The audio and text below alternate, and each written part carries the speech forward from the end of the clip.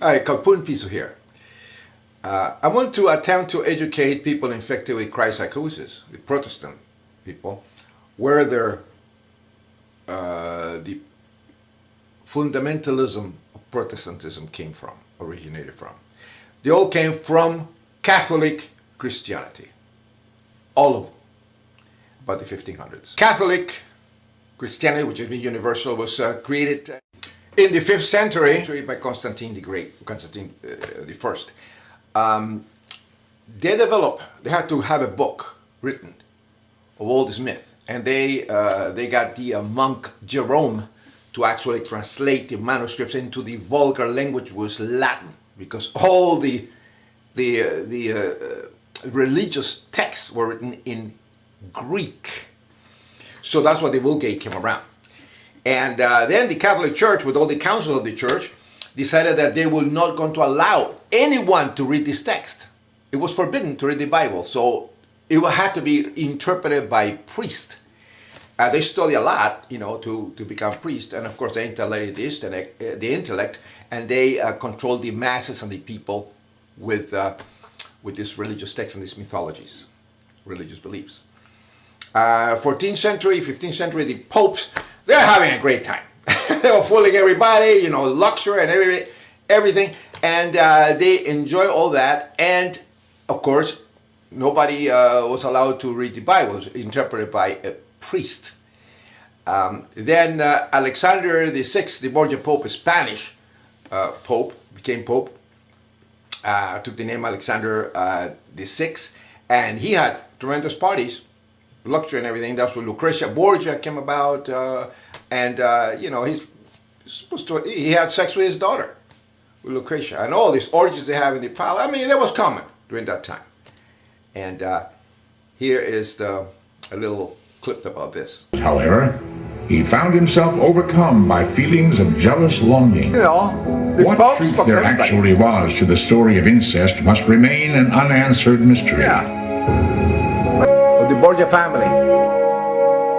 After the ceremony, the Pope did something that by the standards of the 20th century seemed almost incomprehensible. Yeah, he worshipped Penis Christ. He followed Lucretia and her husband into the bridal chamber. That's right. The Egyptian pharaohs. I can't believe that. Watch Penis Christ entering the cave of creation.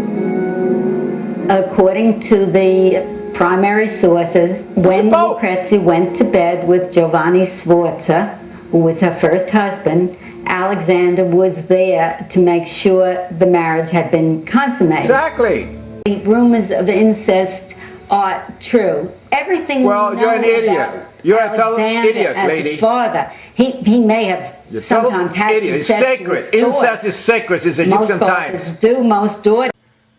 See, this ignorant woman doesn't realize that sex was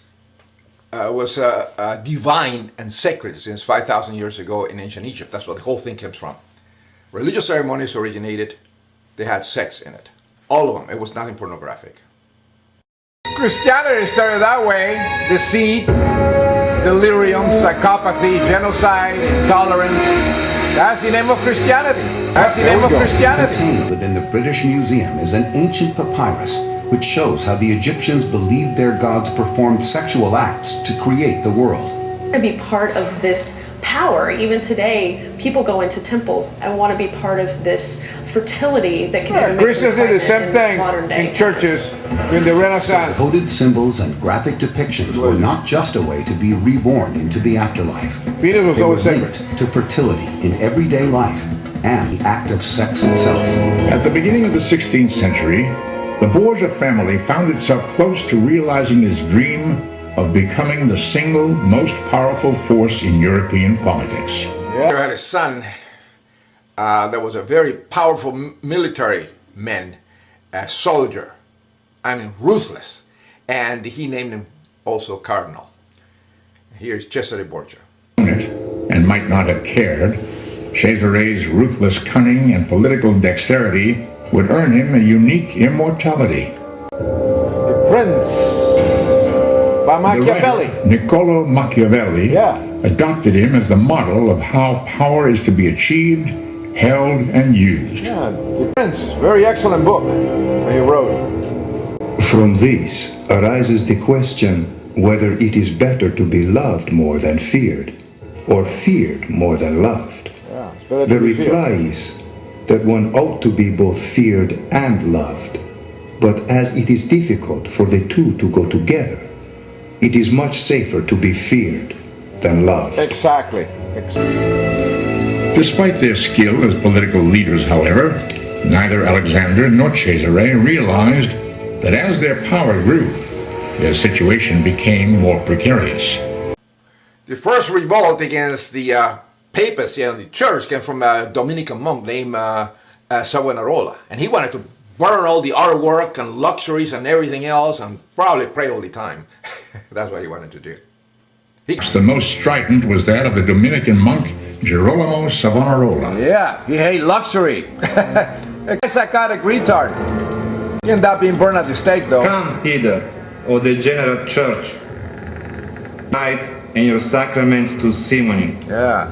Lasciviousness, you have become a shameless whore.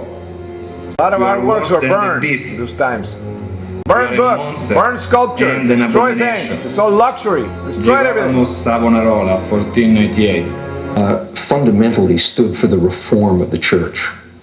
Eloquent and powerful and passionate voices in Italy. A little raised to That the church had to reform Protestantism. itself, A little bit. lest it lose all spiritual vitality. And he thought of the Borgia family as the epitome of what was wrong with the church.